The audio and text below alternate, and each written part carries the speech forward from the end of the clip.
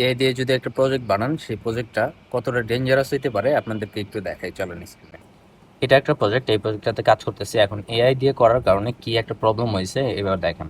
সেইখানে যদি আমি একটা স্টুডেন্টকে অ্যাড করি, হচ্ছে অটো ফিল দিয়ে আমি ফিল আপ করি, অ্যান্ড সেইখানে আমি নাম্বারটা একটু ঠিকঠাক করে দিই, ওকে, র্যান্ডম একটা দিতেছে।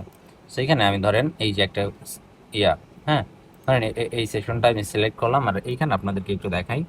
এইটার মানে মান্থলি বেতন হচ্ছে 2000 টাকা, হ্যাঁ। ওকে, সিলেক্ট করলাম, সিলেক্ট করার পর সেভ দিলাম, ওকে, সেভ হয়েছে। এই যে স্টুডেন্টটা, প্রথম স্টুডেন্টটা সেভ হয়েছে।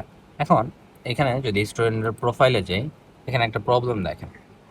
স্টুডেন্টের বিল করে রাখছে কত, 4000, কিন্তু মাত্র সে কিন্তু একটা 2000-এর মান্থলি বিলের প্যাকেজ নিছে। তো সেই প্যাকেজটা 2000 হয়, এখন এইখানে দেখেন 4000 করে রাখছে, এটা তো 2000 হওয়ার কথা ছিল।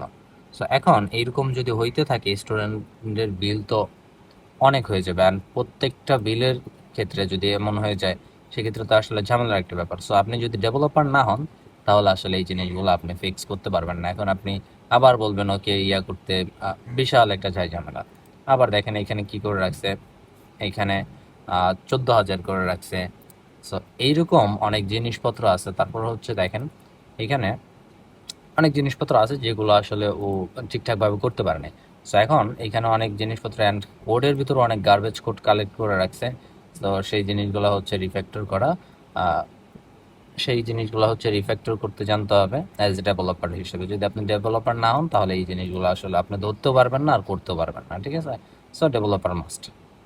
সো এআই দিয়ে যখন কোড করবেন, সেটা সুন্দরভাবে করার চেষ্টা করবেন অ্যান্ড টেস্টিং করবেন অনেক বেশি, অ্যান্ড কোডের ভিতরেও দেখবেন, কোডগুলো রিভিউ করবেন। তাহলে দেখবেন আপনার প্রজেক্টটা দারুণ একটা প্রজেক্ট হবে, ঠিক আছে। আল্লাহ হাফেজ।